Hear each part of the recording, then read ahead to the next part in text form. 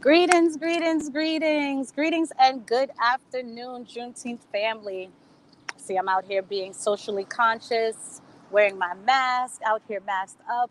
Want to welcome you guys all to our monthly Juneteenth Real Talk. Before I go into this month's Real Talk, which is featuring Seba Damani and a talk on African cosmology and its influx in Christianity, I want to share and remind you guys that we are counting down. We are only weeks down. What are we, like maybe 8 weeks, 7 weeks, I believe, to our yearly Juneteenth celebration. June 18th will be, I'm so sorry, he's riding on his chopper. I wish I was going with him. But on the Friday, we will have a health and wellness day. On the Saturday, the actual celebration of Juneteenth, we will have a cultural arts day. A lot of arts, physical, spiritual, dancing, all kind of... Sorry, I'm a little bit screen shy, and I'm outside at the same time. I'm just so excited to be outside. Are you guys excited to be outside? So then on the Sunday, we will have our entrepreneurial highlight day. So it'll be sort of a family day. We'll also honor the dads that'll be in the space with us, as it will be Father's Day. And it'll be a just an all out and out amazing celebration. Great time. So without further ado, I would like to bring in and introduce Brother Seba Damani, who is here to teach us so much and open our eyes. We will then come back afterwards where Sister, hey Damani, how are you? Hey, how you doing there, sister? I'm well. Just letting the folks know that once you're done wrapping up, Sister Pippi will be in and she'll come in and lead a Q&A with you, as well as share some information about our workshop that you and I will be working on to present on the 26th. Is it 26th ago? Okay. 6 p.m.? All right. All right. So Yes, May yes, 26th at 6 p.m., we'll follow up with a workshop that will allow everyone who attends or whoever gets to watch the replay after to come back to further and deepen the conversation. And I now pass over the floor to you, brother. Hey, good afternoon, So excited. everyone. Yes, good afternoon, everyone. My name is, I go by Seba Damani. It's the shortest way to refer to me. And I'm a New York City high school teacher on the verge of retirement. And I'm also an author. I have a book out called Distorted Truths, and I have another book coming out soon on the Haitian Revolution. So I'm going to talk to you today about how the origin or the roots of Christianity ties into African cosmology. And I'll explain all these things. So more than anything else, this is going to be like a lesson. Think of it as a lesson.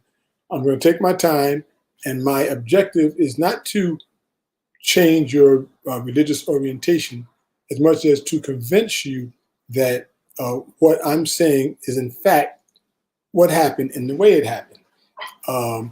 So without further ado, I'm ready for the first slide. I'm going to show you a real brief slide. It's only going to be about maybe 30-something seconds just to start us off.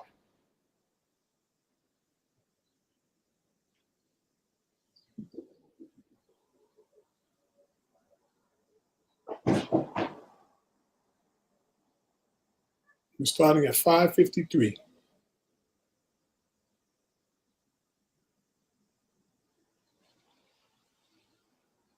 The question remains, why these attributes? Why the virgin birth on December 25th? That was good enough. Yes. Jesus Christ was born of the Virgin Mary on December 25th in Bethlehem. His birth was announced by a star in the east, which 3 kings or magi followed to locate and adorn the new Savior.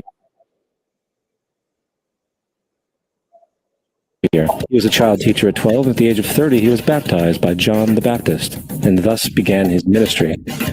Jesus had 12 disciples, which he traveled about with, performing miracles such as healing the sick, walking on water, raising the dead. He was also known as the King of Kings, the Son of God, the Light of the World, the Alpha and Omega, the Lamb of God, and many, many others. After being betrayed by his disciple Judas and sold for 30 pieces of silver, He was crucified, placed in a tomb, and after 3 days was resurrected and ascended into heaven. You can stop it right there. First of all, the birth sequence. You can stop. All right, good. So, okay, so now, so we can stop there. And basically, we all know, or at least that's what our understanding of Christianity, of its origin, and that's the foundation. Now, most people that are listening are probably Protestants, and you are a branch of Christianity that has a clear origin, right? It starts in the 1400s, or rather, 1400s, and it's because of a man named Martin Luther. And Martin Luther, he protests against the Catholic Church. His biggest complaint was that they were selling forgiveness for sins. Now, he doesn't set out to start a new religion, right? He really just reformed the church. And he wasn't the first person that tried to reform the church. There were others, but they weren't successful. The Catholic Church was able to squash their movement out, just get them out of the way. But with Martin Luther, it was different because the printing press had just been developed in Europe. And because of that, his criticism of the church was able to spread far and wide. And that therefore made it almost impossible for the church to just squash it. Now, even though Martin Luther starts out just critiquing the church, especially for selling indulgences, there were a number of issues that people already had with the church. And one was the fact that the Pope was supreme. That Christianity at that time was not based on what the Bible said, it was based on what the Pope said. And Martin Luther and those before him, they objected to that. They argued, why isn't the Bible our only source of authority? That in fact it should be. So they're challenging the Pope's supremacy. At the same time, back then, the Bible was only written in Latin. So the average person couldn't read their Bible. In fact, Catholic church services, the priests stood behind a wall and they weren't seen, but their voices were heard. And those voices were in fact in Latin. So the church membership, they're just hearing a foreign language and then what's being interpreted to them by the priest. So Martin Luther, and he basically says the Bible should be written in the language of the people. If the people are German, the Bible should be written in German. If the people are in Spain, the Bible should be written in Spain. And this is where the Protestant faith becomes distinct, or it catches on. It's no longer a reform movement. It becomes its own branch of Christianity. And it's based on the Pope is no longer supreme, the Bible is a source of authority, and the Bible should be written in the everyday language of the people. And that's called the vernacular. And this is where you come in at, because your Bible is your source of God's authority, and you can read it yourself. No one has to interpret it for you. Okay? So that's where you come in at. And you branched out from the Catholic Church. However, the Catholic Church, it too has its origins in a moment in time. You see? So we can say that in the 1500s, Protestantism had this moment, but the Catholic Church, it really comes into shape. It really gains power about 300 years after the death of Jesus. That's a long time. That's a long time. And so part of what I'm going to talk about today, what was going on in those 300 years.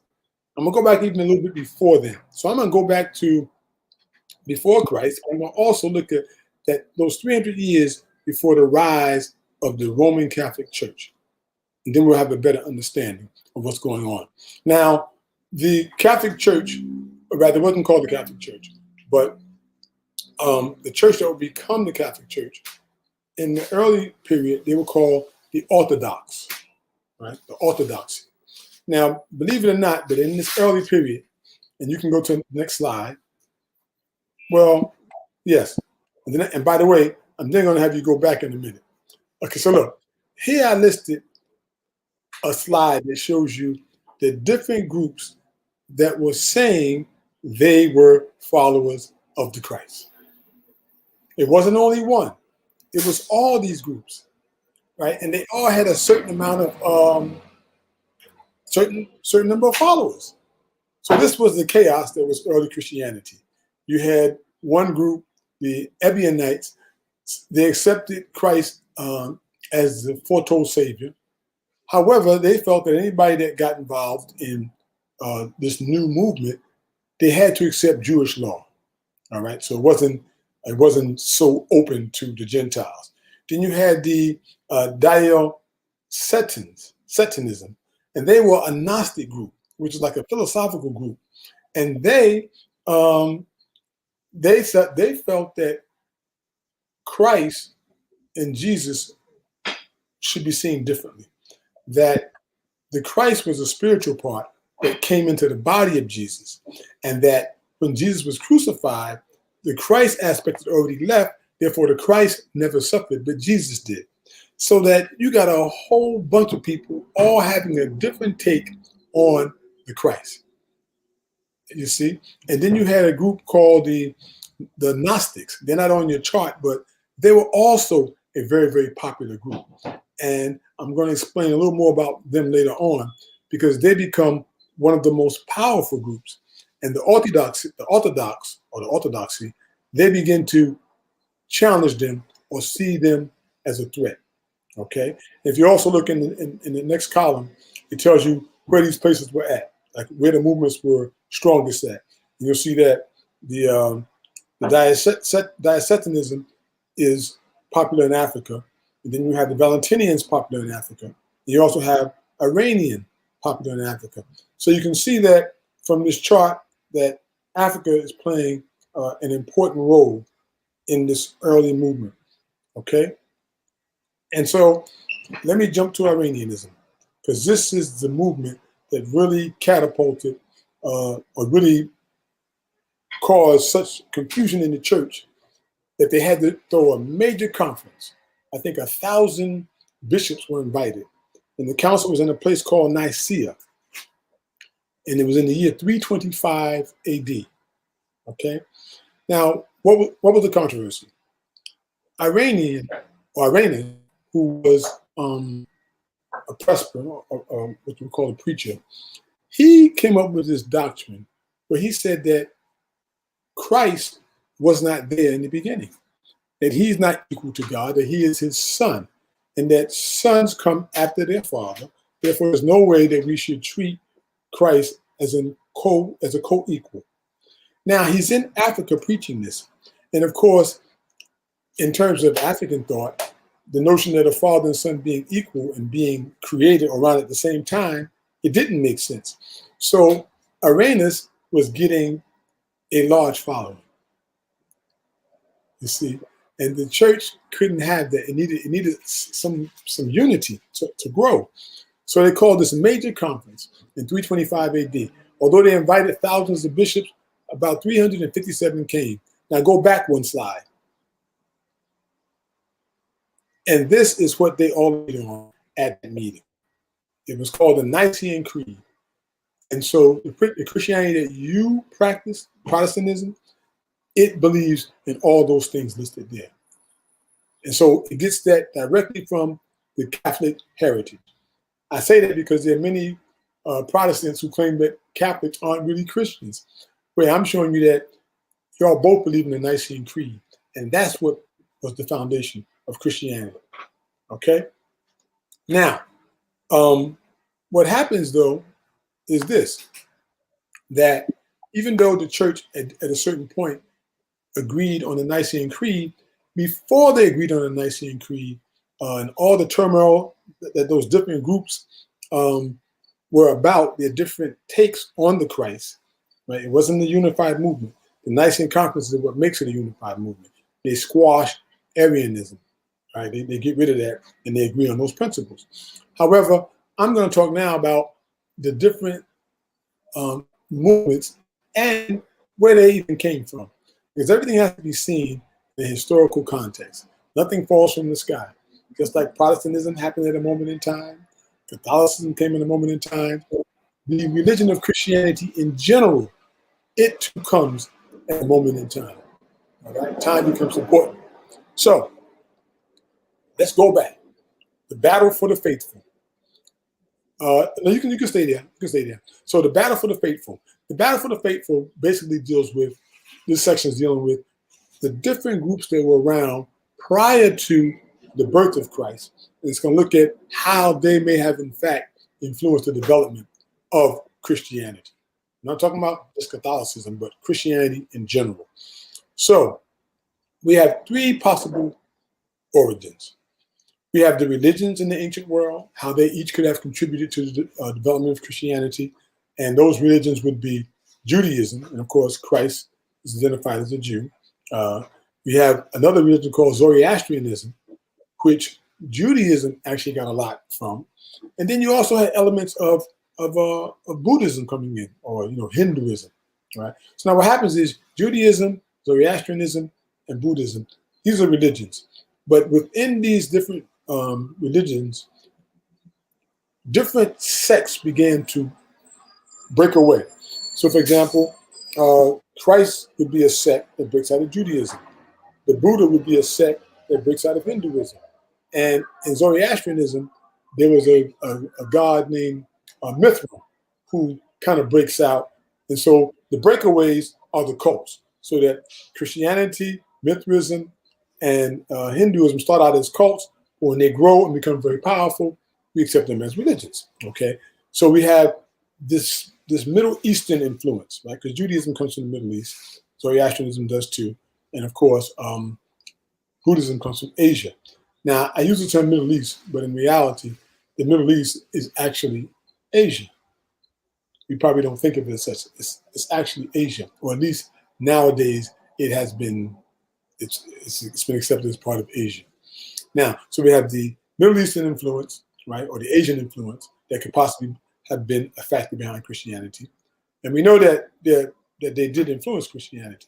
Then you have the European spiritual systems that were around, and that was basically Greek and Roman polytheism. And for the most part, they don't really play a role in the development of Christianity. You have early Greeks that adopt a religion, but they don't really play a role. It's not really drawn from their history per se. And then you have the African influences. Now, from the page I just showed you about the different groups that had influence, you notice that 3 of those groups, not 4, and those aren't even all the groups, they were in Africa.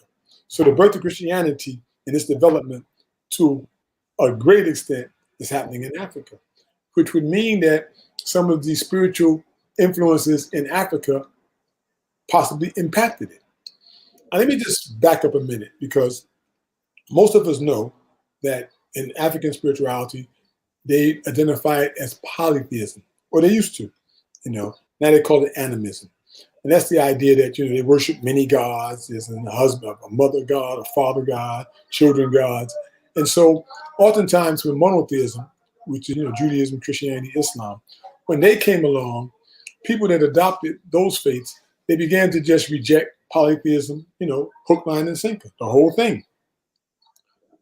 What they didn't think or realize is just that even if you say that their major concept of believing in more than one God is wrong, you do yourself a disservice if you start thinking that many of the concepts inside of polytheism didn't have some solid validity.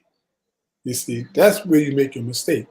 That even within polytheism, if you reject the structure or the basic hierarchy, that doesn't mean that ideas inside the hierarchy or within the concept of polytheism, and I'm just using that term just to explain myself, that doesn't mean that they didn't have validity.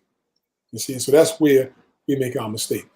So we have religious cults playing a big deal. I mentioned how the Middle East is part of it, or Asia. I mentioned European spiritual systems had very little to do with it. And I said that this whole backdrop is really happening inside of in Africa. This is where a lot of things take place. And in Africa, you had many different cults. In Egypt, you had cults to Isis, cults to Heru, or at least shrines. And then you had one that had Asar, Oset, and Heru as like a holy trinity. So that was a powerful belief system in Africa. And again, you had many other systems. Now, apart from the religious cults, you also had philosophical schools. In the Greek world, philosophy was a big deal. And you had people believing in all types of things and how they should live their life.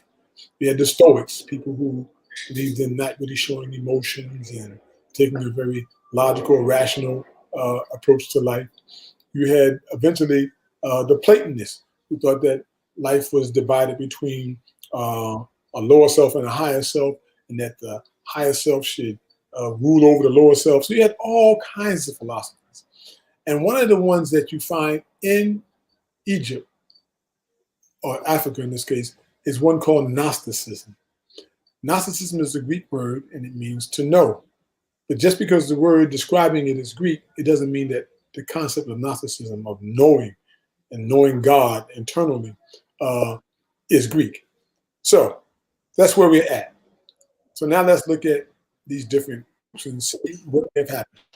Coming from the Jews, or the Hebrews, we have a group called the Essenes. The Essenes appear around 150 years before the birth of Christ. They have two camps. One is in Egypt and one is in Palestine. Right? In Egypt, they're near Lake Meroris, and in Palestine, they're near the Dead Sea.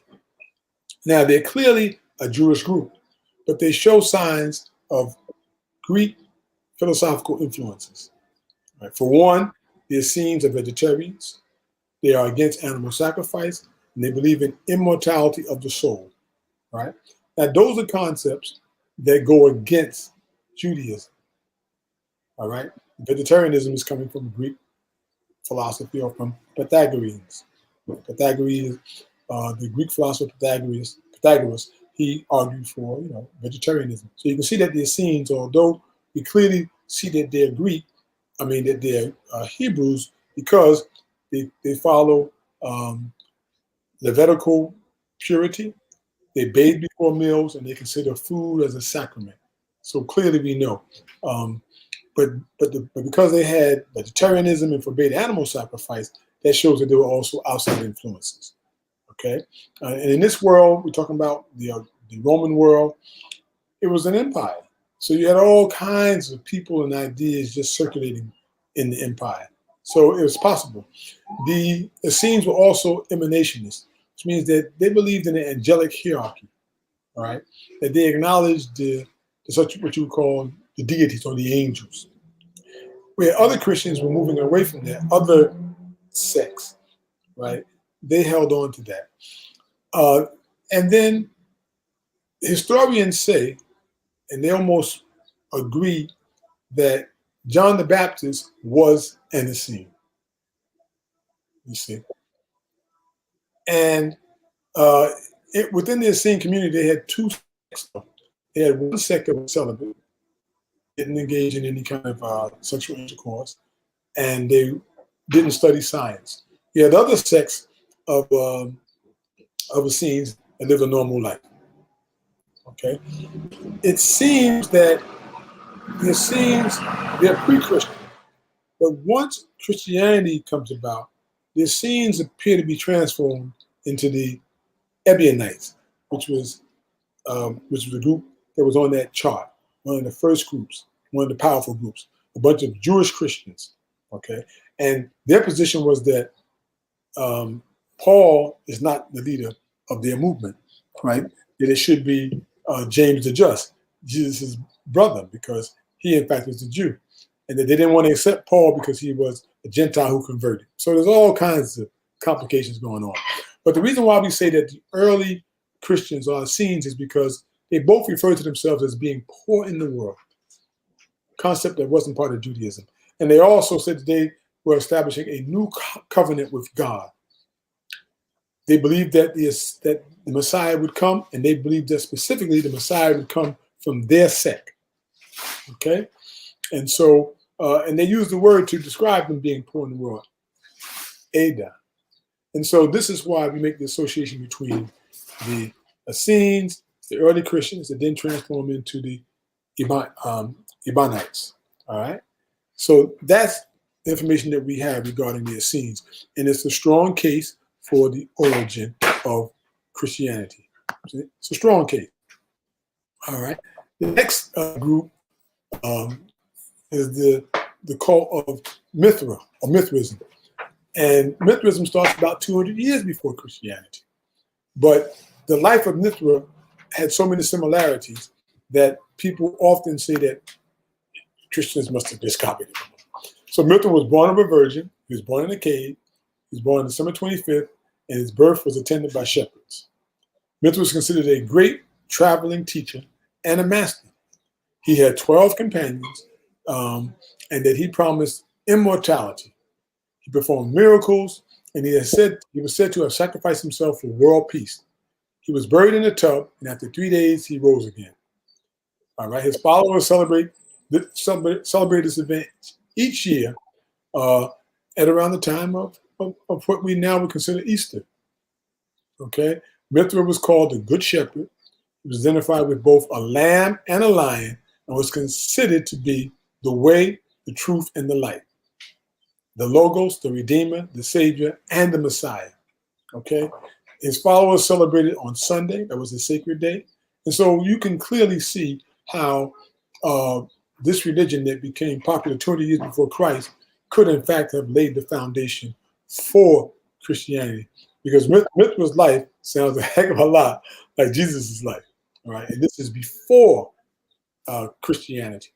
So now the reason why I don't think that Mithra or Mithraism actually gives birth to Christianity is because, for one simple reason, Mithra is a war god. He's a conquering god. And never is the Christ associated with warriorhood. Christ is a symbol of peace and compassion. And so although Mithra or Mithraism shares a lot of similarities with Christianity, that main point, that one is clearly a warrior god. In fact, Mithra was very, very popular among the Roman soldiers, the Roman legion. And they carried Mithraism all throughout Europe. But it was a religion that appealed to the warrior.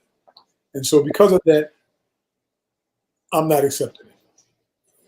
I see influences, but I'm not accepting it. Because with the Essenes, I can see it. And the last cult that had an influence on Christianity would be the cult of Isis and Heru. Now, originally, the cult was Horus, Isis, and Osiris. Those were the Greek names.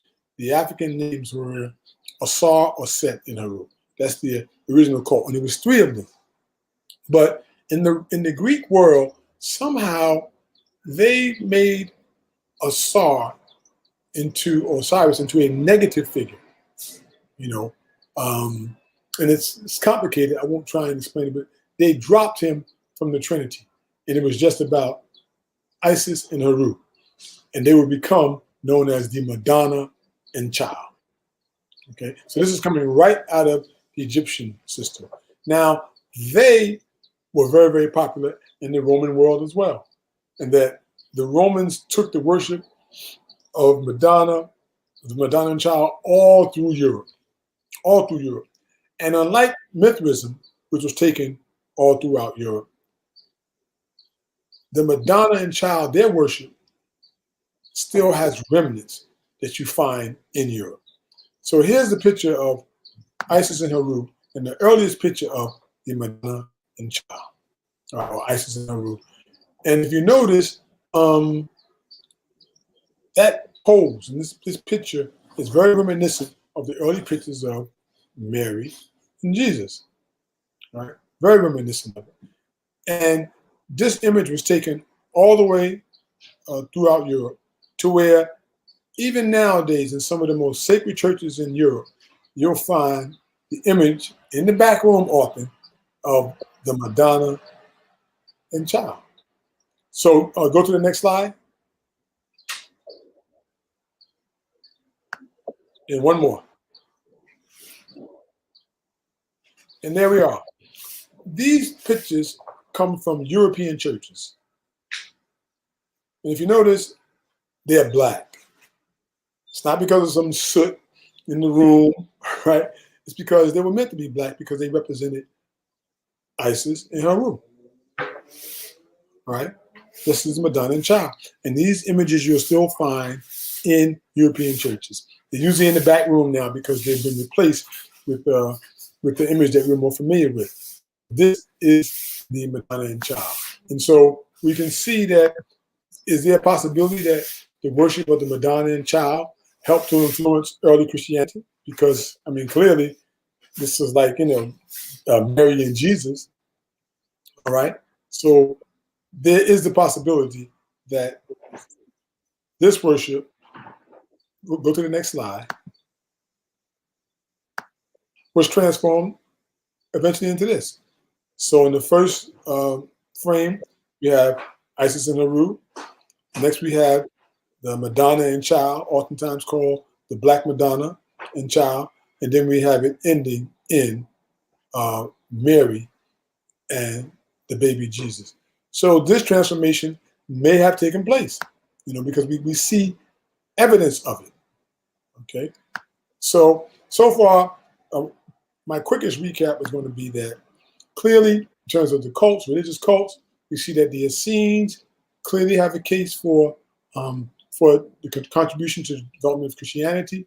We see that the Mithraism was not very strong. I mean, you see similarities, but as I go on, you'll see that, well, those similarities don't mean that much because many other systems had gods that had those same similarities.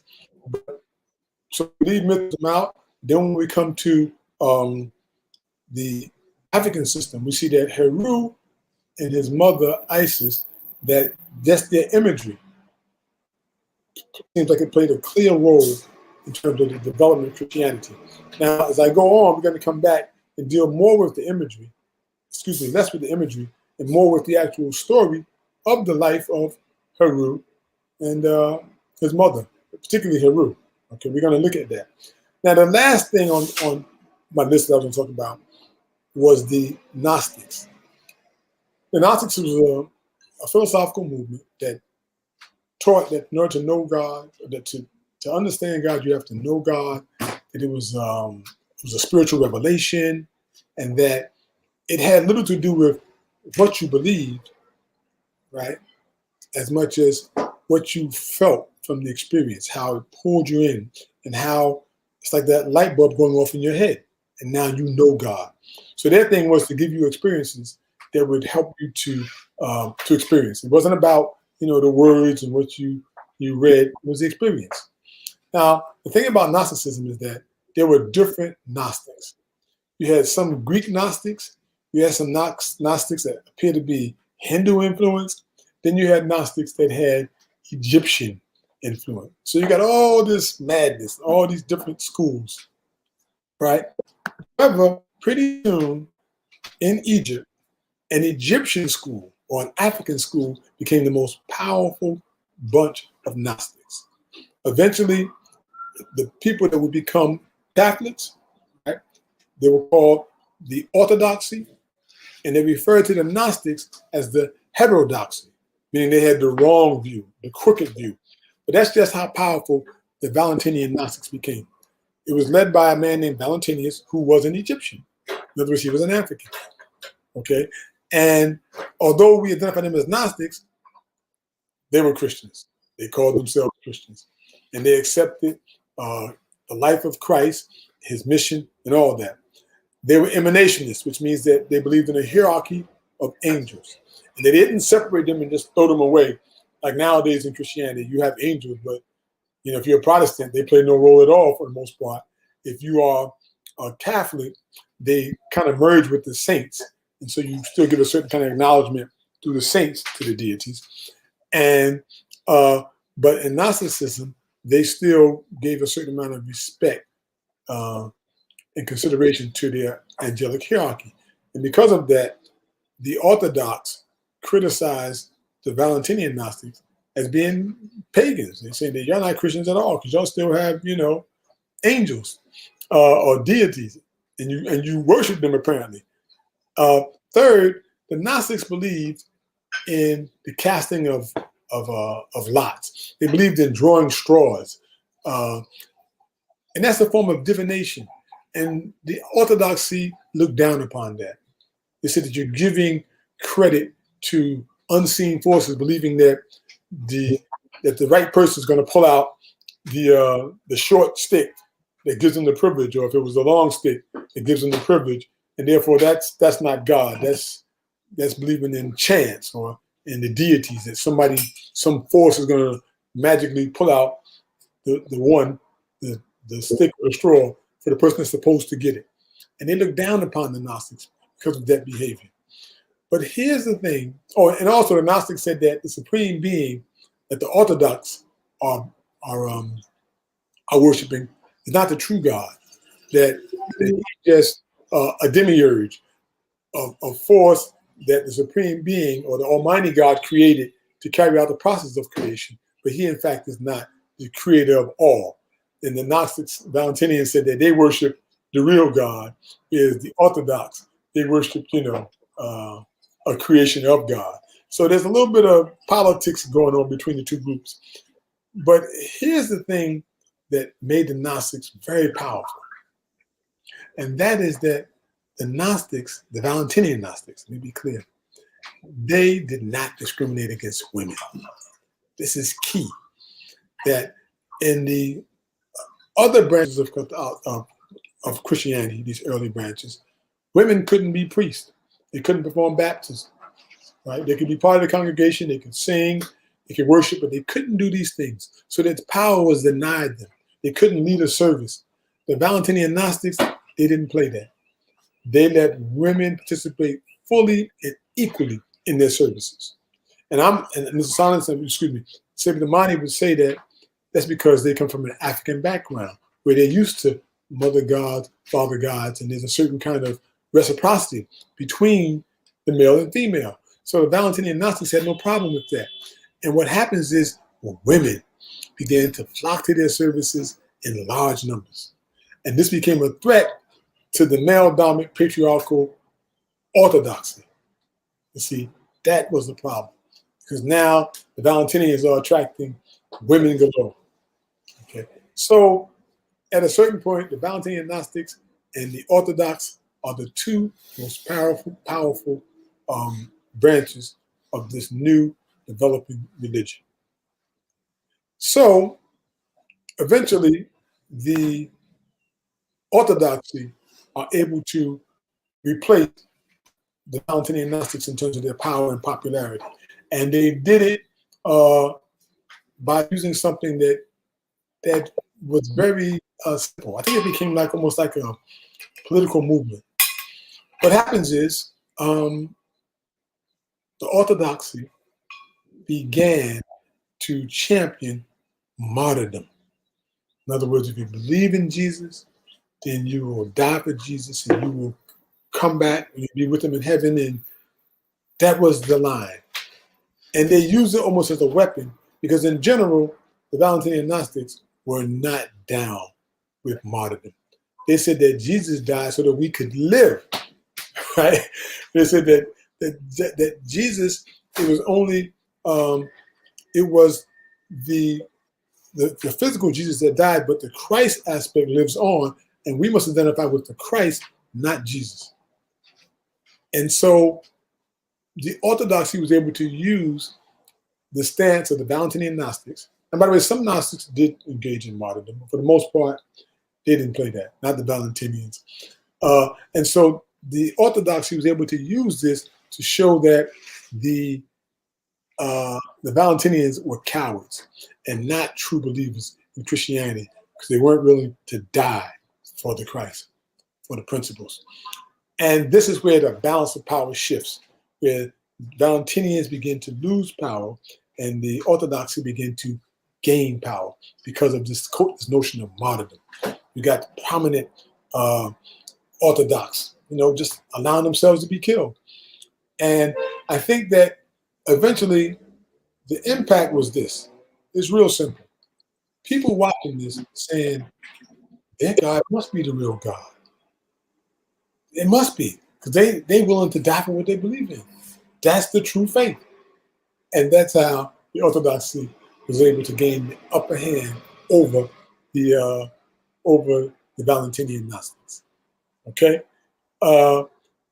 And so eventually the Orthodoxy is going along smoothly until, again, another African, another Egyptian, Irenaeus, introduces that last controversy in terms of Christ not being the equal with his father. And so that's what we have. So this is now, once the Nicene Council comes about, Christianity is unified. They go out, pretty much conquer the world. They use force in the early days to conquer Europeans and to impose Christianity on them. And they created a political kingdom called Christendom. Europe was called Christendom before it became the different states. And it was a kingdom of Christ, but it was political. Now, let's go back and get a bigger picture, because the picture is still small. Because, they say that Christianity came into Egypt 8 years after the Christ died, right? They say that St. Anthony is the one who brought Christianity into Egypt. However, I would argue that if that's true, he brought it in name only. Because people in Africa, they recognized Jesus as soon as he came into Egypt, or as soon as he appeared on the scene. They recognized him. All right? He was no stranger to them. He was no stranger. Because in their culture, they had Heru. They had Heru, or Horus. And remember I showed you the picture of the Madonna and child, and I said that may have given us Mary and Jesus. Well, the actual life of Heru and the life of Jesus, they're very similar. A man named Gerald Massey wrote a book in which he showed in great detail that there are 271 similarities between the life of Heru and the life of Jesus. 271. And so the reason why I rejected Mithraism and its similarity to Christianity is because Heru has those same similarities, or Horus. And Horus, or Heru, the Egyptian system, is the oldest out of all the ones we've mentioned so far. And in fact, there's evidence that the Egyptians got Horus from the Nubians deeper down in Africa. So these things aren't necessarily new to African thought, all right? That this is, they accepted. They accepted Christ. They accepted because they recognized it. They recognized it as their own Heru, or Horus. Now, let me just give some kind of understanding of what's happening in the ancient world. Because of racism, things aren't really taught properly. But in the ancient world, the most influential and the most respected society was ancient Egypt. It wasn't the Greeks. It wasn't the Romans. It was the people in Egypt. That's where everybody went to seek knowledge. You see, that everybody was trying to copy and emulate Egypt. So when we talk about the Bible or anything, philosophy, we never put it in the context that all this stuff is really coming to fruition in Africa. You make it seem like Africa is an empty place. There are no ideas. And so, the Africans are just there. No, during this time period, it is Egypt that is the leading civilization in the world. That Greek or the Greece, they get a little bump from their philosophy. And when they conquer people, they pretty much impose their thinking on others, right? If you thought like a Greek, it means you were Hellenized. You accepted certain concepts about knowledge. And so people were being brainwashed with Greek thinking. They're being Hellenized. The Romans, they conquered the Greeks, but Greek thought conquered them. So the Romans are Hellenized. So everybody, they're spreading this new way of thinking around the world. But in Kemet, they had been around for who knows how many thousands of years, 6,000, 7,000 years. Actually, I'm going to show you in a minute, probably much longer. But so there was no way that these new thinkers just because they conquered them. See, the Greeks conquered the Egyptians. Then later on, the Romans would conquer the Greeks while the Greeks had control of Egypt. So that means that Roman then took over Egypt. And the Romans had no respect for the people of Egypt. And it's not so much that because they were black, as much as they didn't understand them. They didn't understand how you can have a god in an animal form. The Europeans didn't understand that. You see, they just understood, gods in human form. So you notice that all the Greek gods are always anthropomorphic, like us. Whereas in the Kemetic system, you have gods that take the form of humans, gods that take the form of animals, and gods that sometimes, manifest as both. All right. So they didn't understand that. So they didn't pay much attention to the native religion, but they did want the knowledge that was coming from the Greeks. The Greeks, however, wanted the knowledge that was coming from Egypt. And we know that all the Greek philosophers, Plato, Socrates, Aristotle, you can name them, Thales, Pythagoras, they all studied in Egypt. So they wouldn't be going there to learn if there was nothing to learn. And Egypt had the evidence of an amazing civilization. For 1,000 miles along the Nile, there's all types of amazing structures, large, gigantic buildings, temples. I mean, amazing. And there were libraries attached to the temples that had where people went and they studied. All this was amazing. So that I'm saying all this to say that Egypt was actually the center of the world. And this is why Christianity develops in Africa, Hellenistic philosophy spreads from Africa, that conquering Egypt was a feather in your cap. And people, that became their desire. And they wanted it because Egypt, not only did it have land to be able to grow food, to fill nations, but it had the knowledge, and there was evidence of it, knowledge and math and science. And so I'm saying all that to say that the influence of ancient Egypt was great in the ancient world. And they don't make that known. So now, with that being said, let me just show you a couple of things. First of all, the Hebrews, Judaism, the folks that Christ is identified when he comes out of. Judaism itself is found, its entire foundation for the most part comes from Africa. It comes from Egypt. And here is one of the simple proofs. On the left-hand column, we see the language of the Egyptians. On the right-hand side, we see Hebrew. Hebrew, technically, is what they call an Afro-Asian language, right?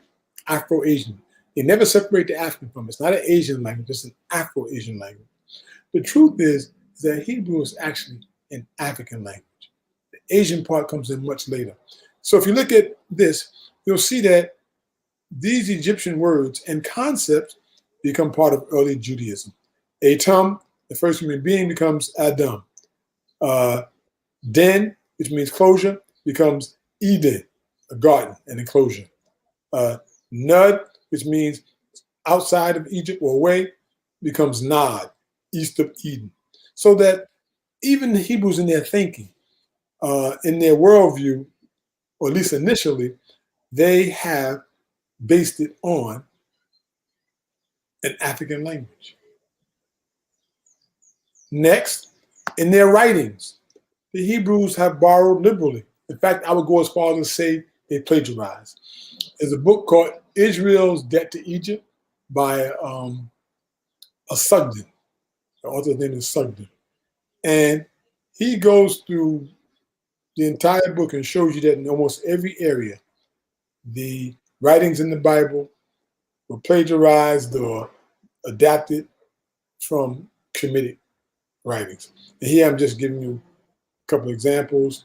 I show you Psalms 16, then I show you that the hymn to Aton, it's the same thing. They just stole it. I show you Psalms again, another hymn to Aton, stolen. I show you Proverbs. I show you that it comes from Ptahhotep's writings. And this is true throughout the Bible. I didn't try to take it all because it would have just been, too much. So that even the Hebrews, they are beholden to African thought.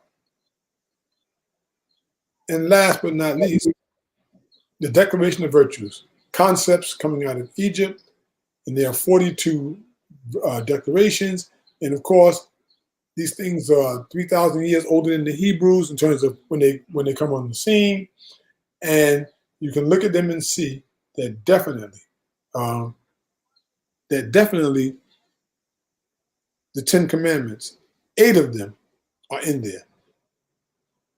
All right? The 10 Commandments say, thou shalt not, and then the Declaration of Innocence just says, I have not. Even in terms of the format, you'll find it. So again, this too, the people, the ancient Hebrews, they get it from the people of Africa. All right? That the ancient world was beholden. And by the way, you can go to the next slide. I think I'm ahead of you. Back up one. Okay, are you with me? How you with me? I didn't even tell you to go to the next slide. You're good. All right. So that you know, this is what's going on. Now, something else that's also interesting, and I found this out when I was reading my book. You see how right now I'm talking about how the Hebrews were indebted to the ancient Egyptians? This is not new in history. Twice in the history of Egypt, Egyptian writers have pointed out how the Hebrews got their stuff from them. So forget about the modern age. We talk about around the time of Christ, there was an Egyptian called Apion, and he was saying, no, Moses, his stuff comes from us, right? And he argues it, right? There was a book written arguing against him. This is how we know that this guy was saying it. The book is called Contra Apion. It's written by a guy named Josephus, Flavius Josephus, right? Jewish historian. He's arguing against the Hebrews having their roots in Egypt, whereas Apion is showing how that's the case. But even before Apion, some 300 years earlier, you had another guy named Manetho, who also made the exact same argument, and he even gave details. This is what Manetho said. He said that Moses, first of all, is an Egyptian name. All right, Moses is the African name. Moses is the Hebrew name. He argues that there was an Egyptian king that talked about the one God, and they ran him out of Egypt. His name is Aten. He's the first person to ever talk about one God. And Manetho says that Moses was a priest who, after Akhenaten was killed, Akhenaten is the one that started Atenism. And he called his god Aten, and the sun was his symbol. He believed in one God, and that no other deity should be worshipped, and that even the ancestors shouldn't be worshipped. This is an African king saying this. Of course, he was killed because that was just too much for the system. So some of his followers were persecuted, and they left. And there's history. In history, there are 2 cases of exoduses from Egypt. And the first one was led by a man named Menzies. Manetho says that was his name, but his original name was, he changed his name to Asarif, right? And that he led people out of Egypt. And that these are the folks that would then become your first Hebrews. Now, this is supported by a couple of things. But one thing is supported by the fact that the Levites, the group that Moses was a part of, one of the earliest and oldest first tribes, they all had Egyptian names. Their initial names are Egyptian names. That says a lot, that the Levites are apparently a bunch of Egyptians that left out the Akhenaten. Secondly, the Hebrews practiced circumcision. That is an African practice. Nowhere in the world has that practice been done. In Africa, as you know, it's even done on women. That's an African practice. It has an African foundation behind it. And another thing that's the key concept that the Hebrews would adopt coming out of Egypt is the concept of the end of an eon, or the end of days. that these are concepts that the Hebrews had that they clearly got out of Kemetic. And so my purpose in this section was to show you that even the Hebrew stuff was coming from our stuff. Not just the Greek stuff, but that Egypt was the center of the ancient world. Now, let's look at a little bit of history. So historians, we usually look through the Western lens, through the eyes of the white man. And he wants us to use his time reference. That's what's true, that's what's real. And as African people, we run into a problem. Number one, we were once told that the world had been around for 6,000 years. Some people still believe that. In fact, one famous minister in England several hundred years ago, he named a date. He said that the world was created June 6, 4000 BC. All right. And of course, that's, I don't know how he knew. But we know that that's not accurate because 4,236 years ago, or better yet, 6,236 years ago, the people in Egypt already had a calendar. They already had a calendar. So their calendar is 236 years before God created the world. So we can't use that as our measuring stick. We can't. All right. So let us go to, let me see where we should be at. Yeah.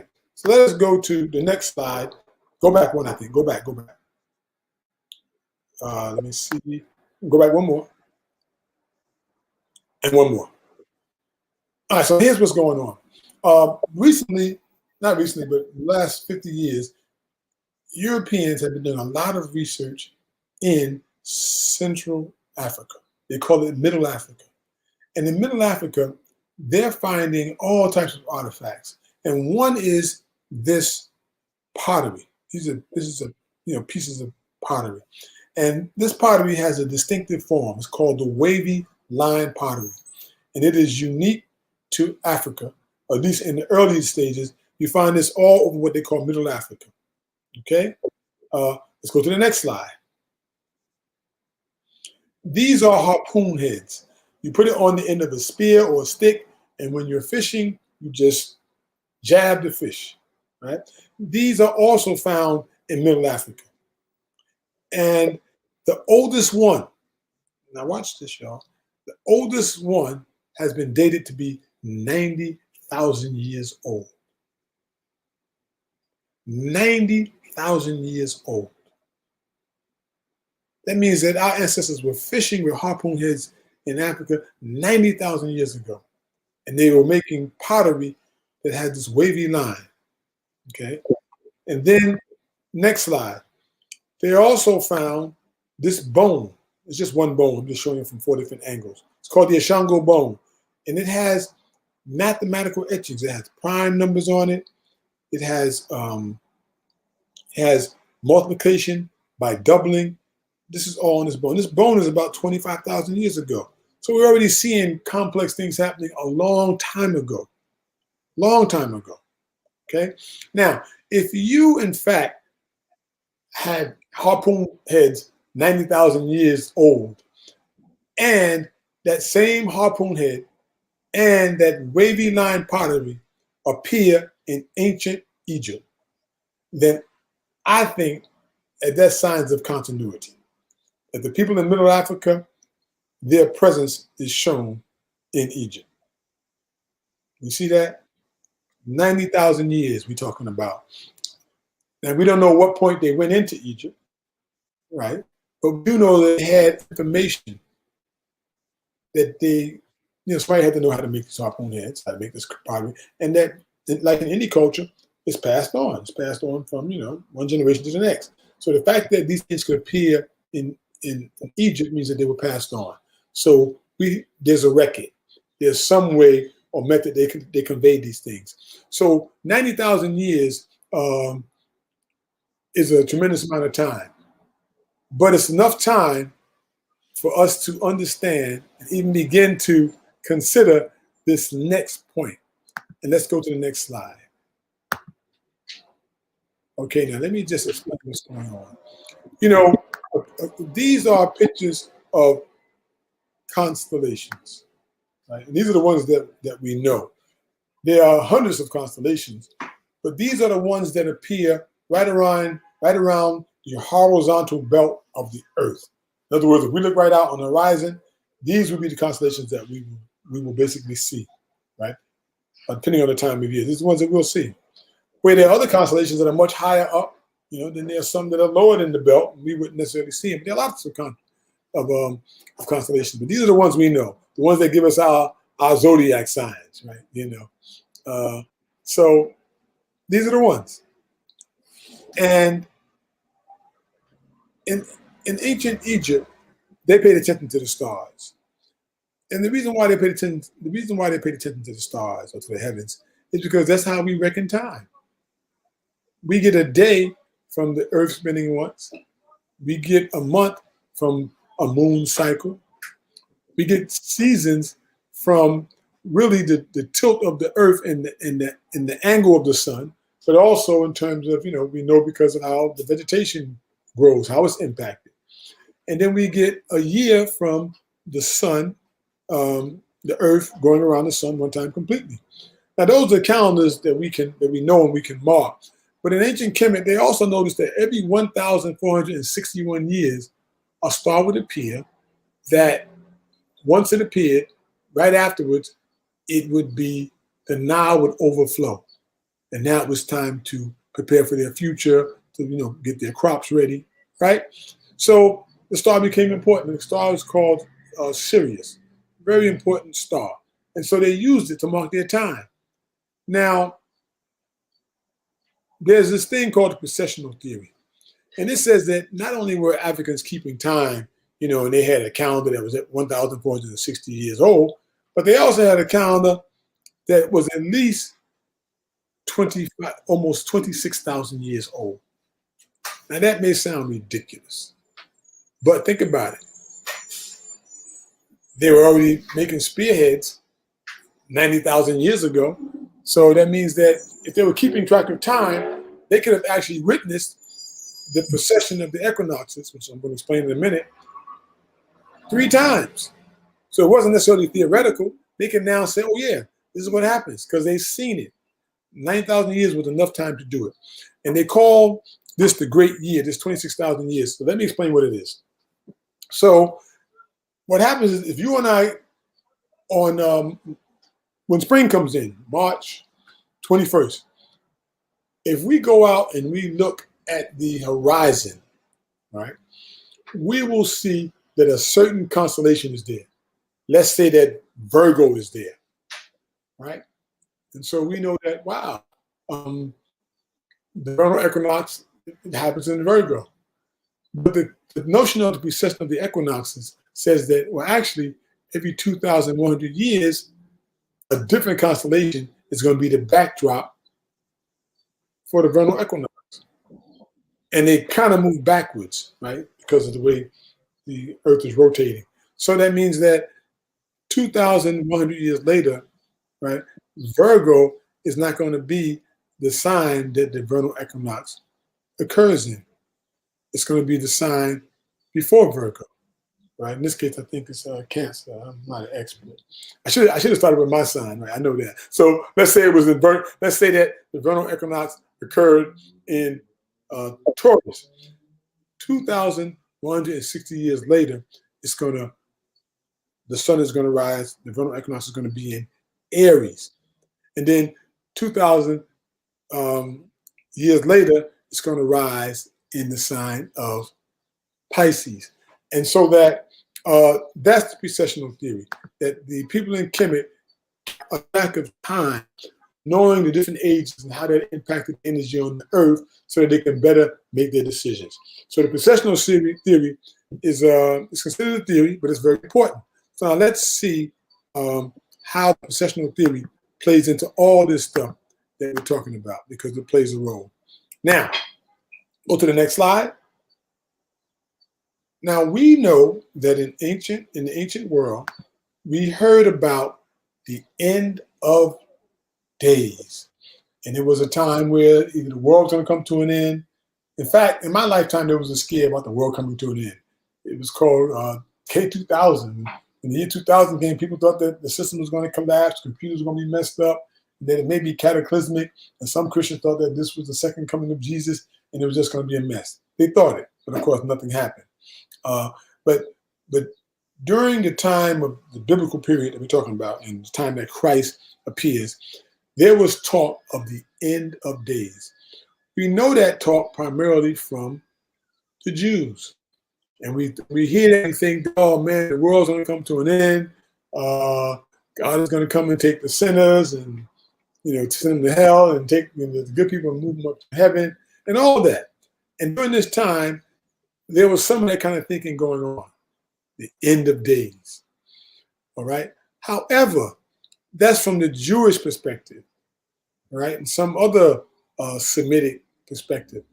But from the African perspective, that's not what they were saying. They were saying that it was the end of the age, not the end of days, the end of an age. In other words, like I just said about the processional theory, that if they were in the age of Taurus, they were saying that we were now getting ready to go into the age of Aries. That's what Africans were referring to. Now the Hebrews, I don't know if they really meant that the world was coming to an end, but that's not what the Africans in Egypt thought. They said that we were coming to the end of an age. And in this little excerpt, this is one of the few pieces that survive that tells you what the people in Egypt were thinking about, what they were upset about. And I guess I can read it to you, but I won't. I'll just give you a synopsis. It's basically complaining about how the people in Egypt have lost their sovereignty. Their land has been taken over by others. It calls the others the belt wearers, meaning that they're just about, money, right? And that justice has left the land, that there's chaos, and they're looking forward to the time where Ma'at, it's the last two sentences, or last three, they're looking to the time where justice, right, Ma'at, will return, transfer back into Egypt, and that the city by the sea will be a place for fishermen to dry their catch. Now, if you notice in this piece, I highlighted fishermen. You see, I highlighted that. And these are people in Egypt writing about what they expect. They're looking for a time where these evildoers are gone and how the city by the sea will be saved, become a place for fishermen, and justice will reign. Now, this is being said during the end of days. And so now let's go to the next slide. In the next slide, we see that Heru, or Horus, the child, or rather the man-child that was being held by his mother, that we said could be the image for Mary and Jesus, that Heru was considered to come to prominence in the age of Pisces. At the age of Pisces was a period where Heru would shine. And you see the fish on top of his head is a symbol for Pisces, but it also refers to that fisher of men comment. Go to the next slide. Now we see that in the Egyptian writings, we see that Horus had 4 sons, and they have a fisherman's net, so that his sons are all fishers. They're all fish, excuse me. All right? And now we get a little inkling of the possibility that maybe early Christianity could have borrowed stuff from Horus. We already know that the Madonna and Child were there, but now we see this whole thing with fishermen, right? How it's becoming an issue. And we know that fish and fishermen had a lot to do with early Christianity. So now we go to the next slide real quick, and we'll see that you've all seen this before, the Jesus fish. And you probably didn't know what the heck it was referring to, all right? But you've seen this before, okay? Now let's go to the next slide and watch this. The fish in Christianity, right, may in fact be alluding to the age of Pisces, that the age that's ending is the age of of Aries, and that the age of Pisces is coming in. Now, what evidence do we have? How can we connect early Christians with the whole Piscean age? And I've listed here 9 things about early Christians. Number 1, early Christians called themselves Pascala coolies, or Pescala coolies. And of course, you can see that the beginning of the word comes from Pisces, which means fish. We know that Christian women who are devotees or who serve in the church, they're called nuns. And a nun was an Egyptian concept of the primeval waters that existed before time, as well as there was a particular fish in the Nile River that was referred to as nun. We know that with early Christians, the fish was a secret symbol that allowed Christians to identify each other. That after the baptisms, Christians were said to have returned to the sea of Christ.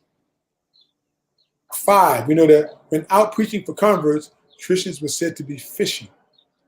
6, James, John, and Peter were fishermen. 7, Christ was called a fisher of men. 8, the miracle of the 2 fish and 5 loaves, the Last Supper. You know, the Pharisees asked Jesus for a sign of his ministry, and Christ said, "This is a wicked generation. It demands a sign, and the only sign that shall be given is the sign of Jonah, and that is the fisherman of the Old Testament." So that Jesus is clearly associating himself with the fish, and I'm saying that is the age of Pisces. Now let's go to the next slide. And this is probably one of the most amazing slides. You saw that Jesus fish? And somehow I lost that image. Let me see.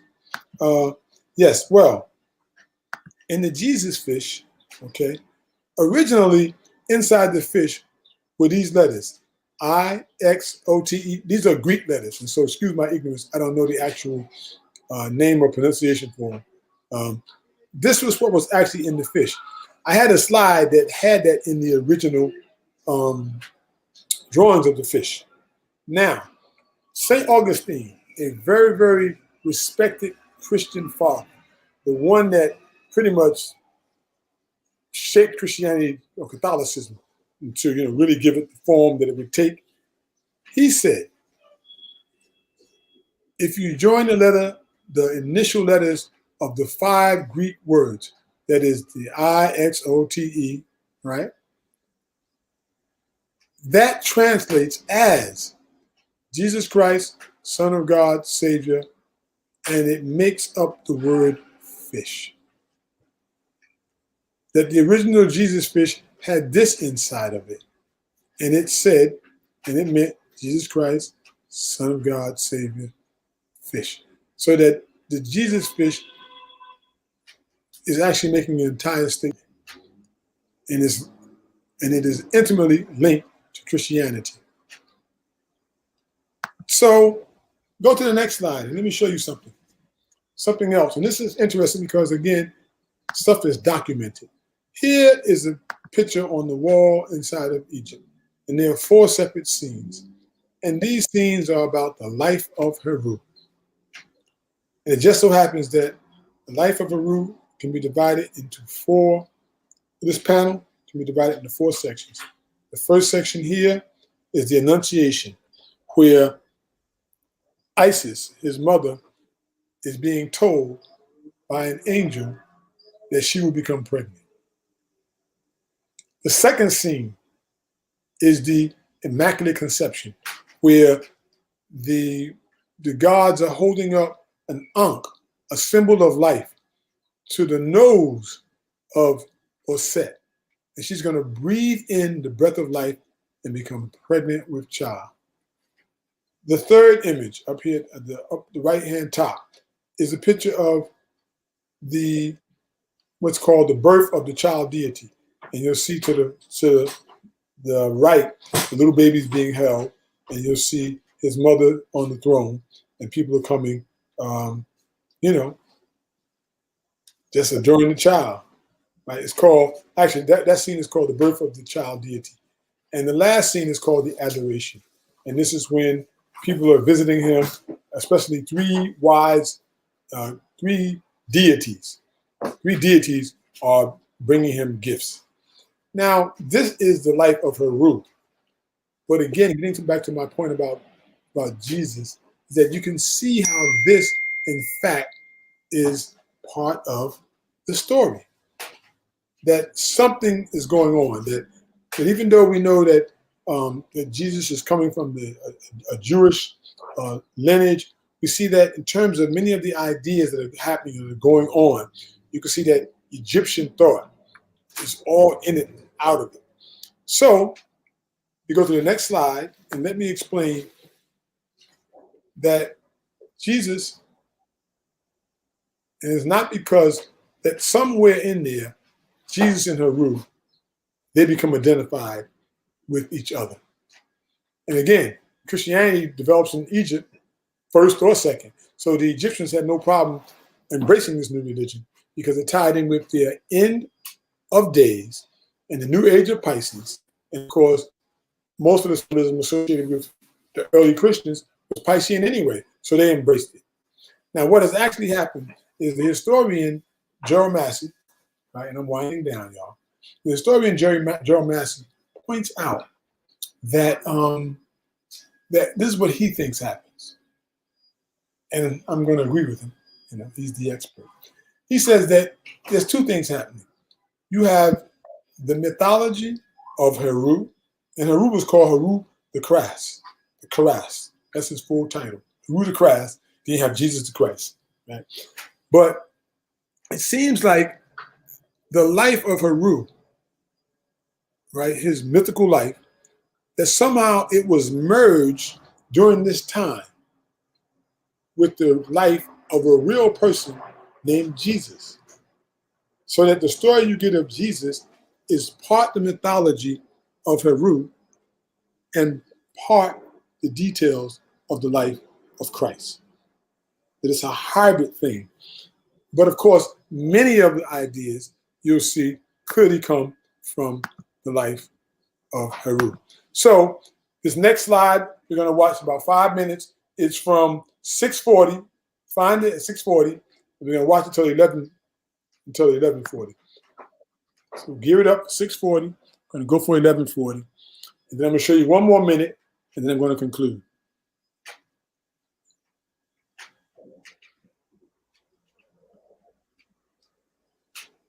The brightest star in the night sky, which on December 24th, Back it up a little bit. the three brightest stars in Orion's belt. These three bright stars in Orion's belt are called today what they were called in ancient times, the three kings. Oh, back it up. You missed me. Back it Kings and up. the star Sirius all point to the sunrise times, the three kings. A little more. Maybe my time is wrong. He was back. Okay. Go back a little more and be good. Sky, which on December 24th aligns with the three brightest. Here we go. This is good. Excellent. The birth sequence is completely astrological. The star in the east is Sirius, the brightest star in the night sky, which on December 24th aligns with the three brightest stars in Orion's belt. These three bright stars in Orion's belt are called today what they were called in ancient times, the three kings. And the three kings and the brightest star, Sirius, all point to the place of the sunrise on December 25th. This is why the three kings follow the star in the east, in order to locate the sunrise, the birth of the sun.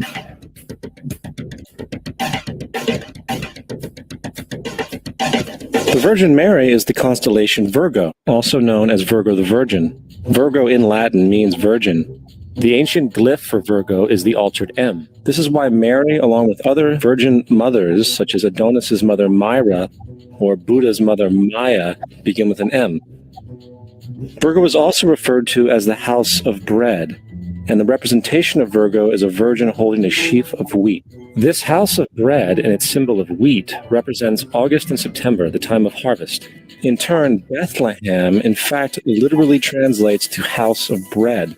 Bethlehem is thus a reference to the constellation Virgo, a place in the sky, not on Earth. There's another very interesting phenomenon that occurs around December 25th, or the winter solstice. From the summer solstice to the winter solstice, the days become shorter and colder. And from the perspective of the northern hemisphere, the sun appears to move south and get smaller and more scarce. The shortening of the days and the expiration of the crops when approaching the winter solstice symbolize the process of death to the ancients. It was the death of the sun. And by December 22nd, the sun's demise was fully realized, for the sun, having moved south continually for 6 months, makes it to its lowest point in the sky. Here a curious thing occurs. The sun stops moving south, at least perceivably, for 3 days. And during this 3-day pause, the sun resides in the vicinity of the Southern Cross, or Crux, constellation. And after this time, on December 25th, the sun moves 1 degree, this time north, foreshadowing longer days, warmth, and spring. And thus it was said, the sun died on the cross, was dead for 3 days, only to be resurrected or born again. This is why Jesus and numerous other sun gods share the crucifixion, 3-day death, and resurrection concept. It is the sun's transition period before it shifts its direction back into the northern hemisphere, bringing spring and thus salvation. However, they did not celebrate the resurrection of the sun until the spring equinox, or Easter. This is because at the spring equinox, the sun officially overpowers the evil darkness, as daytime thereafter becomes longer in duration than the night, and the revitalizing conditions of spring emerge.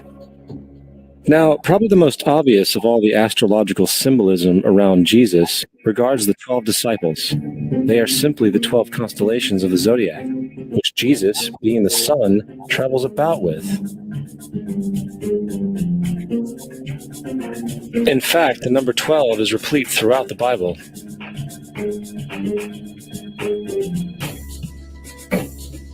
This text has more to do with astrology than anything else. Coming back to the cross of the zodiac, the figurative life of the sun, this was not just an artistic expression or tool to track the sun's movement.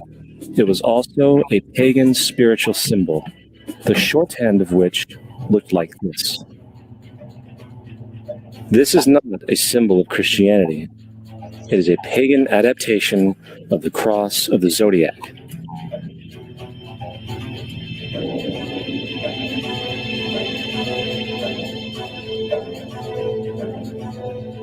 You can stop it. This is why Jesus... You can stop it. Now, I'm going to end it with this last statement. You don't have to. You don't have to show that slide. You can go back. So what's happening is that a lot of these ideas that you've seen in this video, they're not new. These ideas were known in the ancient world. In fact, there were arguments about these ideas in that 300-year period before Christianity rises. And there's one writer, his name is Justin Martyr, right? He's one of the guys that was martyred eventually. He said that, yes, we know Jesus has a lot in common with your saviors, right? With your saviors. But he makes 2 points. He says, one, that your saviors were mythological. Ours is historical. That's one point he made. And then another point he made before he made that point was that the devil did it. That the devil created these characters to distract you and disrupt you from the true Savior, Jesus Christ. And that's how he ended it. But in the ancient world, these ideas were known, they were encouraged, they were discussed, they were challenged, political jockeying back and forth. It's just that that period is very obscure in history. When most people hear it, they reject it. But I would say that basically what we have happening is that during the end of the age, the people were expecting something amazing to happen. People in Egypt was expecting Heru and age of Pisces to come in and help get rid of the evil Romans. The people in the world were just generally in a bad state because Romans were very oppressive and very, corrupt. And so around this time, the myth of Heru, his life, came back to the fore because he was one of the avatars of the age of Pisces. And it just so happens that people at this time, people who probably had a motive, they mixed together the ideas of a man named Joshua ben Pandero, who was the closest person to Jesus that we know. They mixed his actual life, right, with the life of Heru the Crass. And that, in fact, gave us modern day Christianity.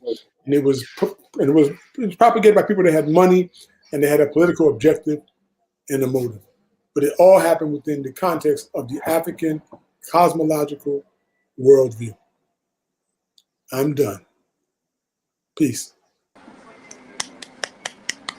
Thank you, Brother Seba Damani. That was amazing. That was such a full share. Can you hear me? Yes, I can hear you, yes. Okay, great. That was such a full share. So, community, now if you'll have an idea of why we plan to have a workshop to take this a little deeper, I had a feeling that brothers' information would fill up the time and that we wouldn't have our space that we normally have to do our Q&A. So what we'll do is we'll be coming back on May 26th at 6 p.m. I know I definitely want to know more about the information that you shared as far as the astrology moving, because I have heard some discussion about that and just light stuff on it. I know you said you're not an expert, but I know that that's the area. There were a few things that piqued my attention, but that was that huge area, me being into a lot of numerology and astrology things. It just and actually a tarot card reader, so that definitely piqued my interest really, really high. So what I would ask you, community, is that if there are any questions that were piqued from this or came to mind from this conversation, please write them down in your notebook. You're welcome to put them down. This will be shared to the Juneteenth page. It'll be able to be replayed. If there was anything that you missed and want to hear over, you can always listen to it in your own time. And that way you can pause it if you want to take anything in, let it soak in, see what questions come up for you, and then join us on May 26th to take the conversation deeper. And I'd love to thank you, Seba. It was amazing. So full. My brain right now is actually kind of just churning. I can't even come up with any one question. So I'm going to leave us where you left us off and just remind the community about our Juneteenth events coming up next month and to join us again on the 26th. And with that being said, we have 2 minutes before we exit out. I would love for you to share your contact information, what you're up to outside of what you did for us today, who you know, and just let the community know where they can find you if they have more for you. So, well, my email is ds. Let me put it in there. You can always contact me through ds518@aol.com. And right now I'm in the process of completing my book on the Haitian Revolution. I'm also writing a book on my brother. My brother's a pretty well-known musician. So I'm writing books, that's what I'm doing. So I got one that they're both basically complete. I just decided that rather than go with a publisher, I'm gonna put them out myself. So I'm just doing some fine tuning. That's lovely. We always love to hear self-publishing. Yes. All right. Well, community, there it is. We will drop, Athenia will drop the email address in the chat below today's replay.